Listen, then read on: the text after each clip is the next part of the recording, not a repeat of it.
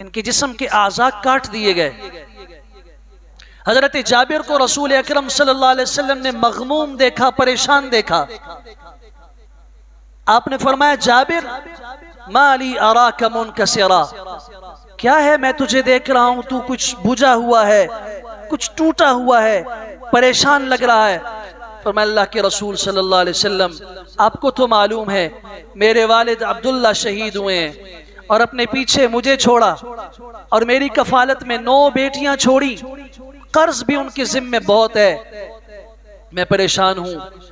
परेशान बेटे को रसूल अकरम सल्लल्लाहु अलैहि वसल्लम ने बाप के मुताल्लिक जो बशारत दी है, आपने फरमाया, अगर तुम चाहते हो, अला उखबिरुक मादा काल रब्बुका लिअबीक, चाहते हो मैं तुम्हें वो बताऊं तेरा बाप जब शहीद हुआ तो उससे अल्लाह ने क्या कहा।